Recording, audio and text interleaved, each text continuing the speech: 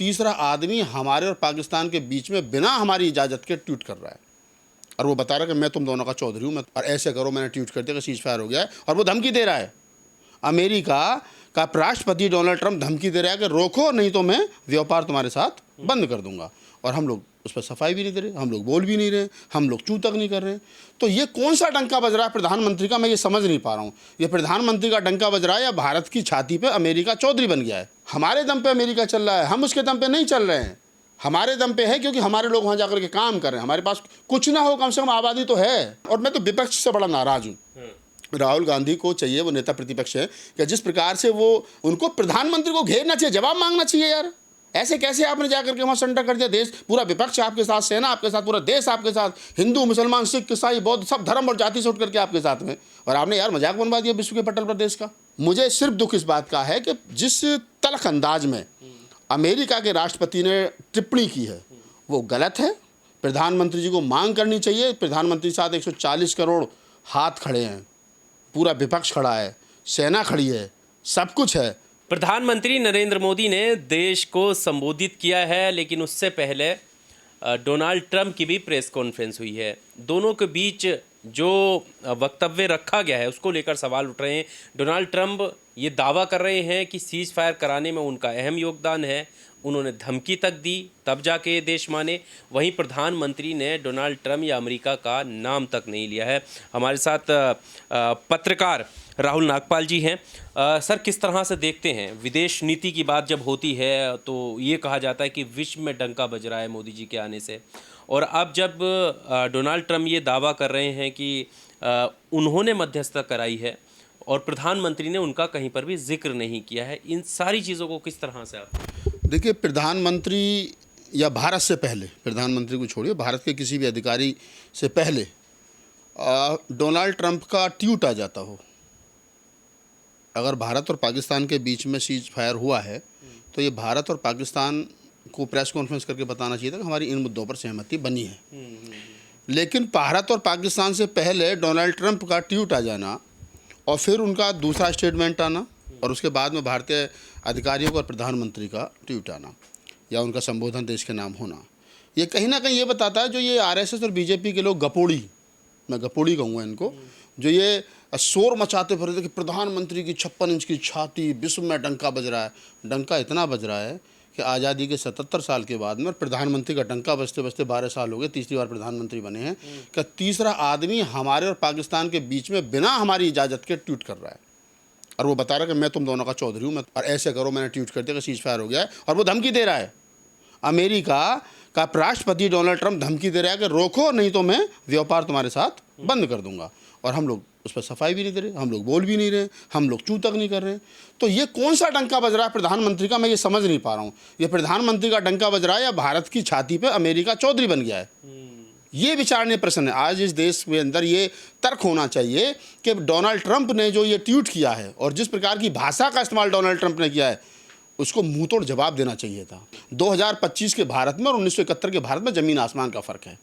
उस समय जब इंदिरा गांधी या पंडित जवाहरलाल नेहरू के समकालीन समय पर जो युद्ध हुए, चाहे चाइना के साथ हुआ, चाहे उस समय क्या नाम है पाकिस्तान के साथ हुआ, उस समय पर वो बहादुर लेडी इंदिरा गांधी या पंडित जवाहरलाल नेहरू नहीं झुके, अमेरिका के सामने नहीं झुके। आज देखो ना, सुबह से शाम तक पूरे हर मोबाइल पर इंदिरा गांधी की जो स्पीच है वो वायरल हो रही है, और उन्हें खुलेआम कहा है कि ये सिर्फ भारत और पाकिस्तान का युद्ध, भारत और पाकिस्तान के बीच में युद्ध नहीं है, पूरे विश्व भर में मानवता के खिलाफ कहीं पर भी कोई बात होगी हम उसके खिलाफ लड़ेंगे, समानता बंधुता के खिलाफ कुछ कोई होगा तो हम उसके खिलाफ लड़ेंगे। और आज क्या हो रहा है? प्रधानमंत्री जी का डंका बज रहा है। पता नहीं कितने मिलियन की इकोनॉमी होगी हमारी, और अमेरिका ने जरा सा हमें हड़का दिया, करो सीज फायर करो, आना तो मैं व्यापार बंद कर दूंगा। तो हम लोग साहब घी करके बैठ गए, ऑपरेशन सिंदूर खत्म। तो ये चल क्या रहा देश में, इस पे सवाल होना चाहिए। प्रधानमंत्री आते हैं, देश के नाम संबोधन करते हैं, हमने पाकिस्तान को इतना नुकसान कर दिया, हमने ये कर दिया, हमने वो कर दिया। ये भी बताओ हमारा कितना नुकसान हुआ है, हमारा जो नुकसान हुआ वो कितना हुआ, इसे कौन बताएगा भाई? तो प्रधानमंत्री का शुरू से लेकर के आज तक का देख लीजिए, जब जिस दिन से वो प्रधानमंत्री बने 2014 से और अब 2025 में हम लोग बैठे हैं, 11 साल हो गए। 11 साल में आज तक प्रधानमंत्री नरेंद्र मोदी ने किसी भी बात को उस तरीके से नहीं बताया जिस तरीके से प्रधानमंत्री की जिम्मेदारी बनती है कि वो देश को सही जानकारी दे। कोरोना के मामले पर इन लोगों ने भ्रमित रखा, नोटबंदी पर इन्होंने भ्रमित रखा देश को। उसके बाद में पुलवामा अटैक हुआ, उस पर भ्रमित रखा, उस पर आज तक सफाई नहीं दी। अब ये पहलगाम हुआ, इस पर देश पूरा भ्रमित हुआ। और अब ये जो जंग हुई थी 3-4 दिन जो भी चली है, इस पर भारत को इन्होंने भ्रमित रखा है। पूरी बात बिना बताए प्रधानमंत्री आकर के देश के नाम संबोधन करके और मन की बात कह करके इमोशनल भाषण दे करके चले जाएं, और देश का बुद्धिजीवी वर्ग जो प्रबुद्ध वर्ग जो है वो बैठा बैठा तमाशा देखता रहेगा, वो आग्रह नहीं करेगा। भाई आपका भाषण है, उस पर चर्चा नहीं होगी, इसमें कितनी सच्चाई है पता है आप। देश के अंदर माहौल बनाया जा रहा है कि जी मुसलमानों के खिलाफ हर दाढ़ी वाला। अरे आज उसी मुसलमान की बेटी को ला करके आपको मजबूरी होगी ना सोफिया कुरैशी को लाने की। आज दलितों के खिलाफ आप कह रहे हो कि दलित तो बुद्धिमान नहीं हो सकता, आज उसी दलित बेटी को, जाटा बेटी को ला करके आप बताया ना कि पूरे मुल्क को पता चला कि भारत की पहली जो है वो है विंग कमांडर है विमिका सिंह। तो आप समझिए कि ये जो देश के लोग हैं, जब तक इस पहले तो मैं ये बात कह दूं कि जब तक इस देश के मुसलमानों की देशभक्ति पर और दलितों की विद्वता पर शक ये लोग करेंगे, तब तक कुछ नहीं हो सकता। जब ये देश के लोग, आरएसएस और बीजेपी के लोग दलितों की विद्वता पर, मुसलमानों की देशभक्ति पर जिस दिन शक करना बंद कर देंगे, उस दिन ये देश वास्तव में महान बन जाएगा। और प्रधानमंत्री जिस प्रकार की भाषा का इस्तेमाल कर रहे हैं, उनके सहयोगी जो उनका जो मदर क्या नाम है संगठन है आरएसएस, वो जिस प्रकार की उनके जो प्रवक्ता और वक्ता है वो जिस प्रकार की भाषा का इस्तेमाल कर रहे हैं। भाई आपने पाकिस्तान के साथ जंग शुरू की, जंग से क्या हासिल हुआ, क्या मिला? पीओके मिल गया? नहीं। पाकिस्तान अधिकृत कश्मीर जो है वो हमारे हिस्से में आ गया। हम तो लाहौर में चाय पी रहे थे, जाकर के लाहौर में चाय पियेंगे, वहीं समोसे खाएंगे, वहीं बिरयानी खाएंगे, हैं क्या? कहाँ लाहौर? अरे अमेरिका ने जरा सी धमकी दी, तुमने एक आदमी चौधरी बना दिया हमारे सर पे, भारत के सर पे। आज आप देखेंगे कि जो हमारे अरे हमारे दम पे अमेरिका चल रहा है भाई, हम उसके दम पे थोड़ी चल रहे हैं। हमारे दम पे अमेरिका चल रहा है, हम उसके दम पे नहीं चल रहे हैं। हमारे दम पे है क्योंकि हमारे लोग वहाँ जाकर के काम कर रहे हैं। हमारे पास कुछ ना हो, कम से कम आबादी तो है, आबादी है ना 140 करोड़। तो 140 करोड़ की आबादी का हम बाजार का हिस्सा तो है ना। और वो कह रहा है कि मैं तुम्हारे साथ धंधा बंद कर दूंगा, तुमने सरेंडर कर दिया वहाँ जाकर के, तुम देश को सफाई भी नहीं दे रहे हो। तो ये क्या, ये देश को गुमराह किया जा रहा है। इस देश के प्रबुद्ध वर्ग जनों को, इस देश के बुद्धिमान बुद्धिजीवी वर्ग जो है उसको चाहिए कि वो प्रधान, और मैं तो विपक्ष से बड़ा नाराज हूँ, राहुल गांधी को चाहिए, वो नेता प्रतिपक्ष है, कि जिस प्रकार से वो उनको प्रधानमंत्री को घेरना चाहिए, जवाब मांगना चाहिए। यार ऐसे कैसे आपने जाकर के वहाँ सरेंडर कर दिया? देश पूरा विपक्ष आपके साथ, सेना आपके साथ, पूरा देश आपके साथ, हिंदू मुसलमान सिख ईसाई बौद्ध सब धर्म और जाति से उठ करके आपके साथ में, और आपने यार मजाक बनवा दिया विश्व के पटल पर देश का। तो ये बड़ा मतलब मैं क्या ही कहूँ इसको, मुझे तो बड़ी अंदर से एक ऐसी आत्मगिलानी हो रही है कि मेरा देश का नेतृत्व ऐसे लोगों के हाथ में है जिन्होंने विश्व के पटल पर देश का मजाक बनवा दिया। आप भी एक पत्रकार हैं, आप ये सोच रहे हैं, अब हमने देखा कि मीडिया पर जो खबरें चली डोनाल्ड ट्रंप की पीसी को लेकर कहा गया कि देखो उन्होंने अपने आप को करेक्ट किया, दोबारा पीसी करी, जो ट्वीट उस वक्त किया था उसमें अब जो है कहा है कि वो सिर्फ सहयोग किया है, मदद की है दोनों को जो है सीज फायर कराने में। उनका वैसा कोई वो नहीं है कि उन्होंने कराया है। नहीं, वो जो धमकी दे रहे हैं डोनाल्ड ट्रंप साहब, क्योंकि वो भी दूसरे मोदी हैं वहाँ अमेरिका में, ठीक है, उनसे कम नहीं है वो भी। तो डोनाल्ड ट्रंप साहब जो धमकी दे रहे हैं कि अगर आपने ये सीज फायर नहीं किया तो हम जो है तुम्हारे साथ व्यापार बंद कर देंगे, तो व्यापार किसका है? चलो यहीं आ जाओ। अब आप व्यापार कौन कर रहा? मेरा तुम्हारा अमेरिका के साथ व्यापार है क्या? नहीं है ना। कितने लोग हैं इस देश के बेचारे 99.9% लोग ऐसे हैं जिनका अमेरिका से कोई लेना देना नहीं है, कोई व्यापार नहीं, उनका कोई रिश्तेदार नहीं रहता। 0.1% लोग हैं जिनका कुछ लेना देना है। और जो टॉप के बिजनेसमैन हैं, अंबानी साहब हैं, आ जाओ, अब अडानी साहब हैं जो प्रधानमंत्री जी की गोद में बैठे हैं, उनका व्यापार है वहाँ।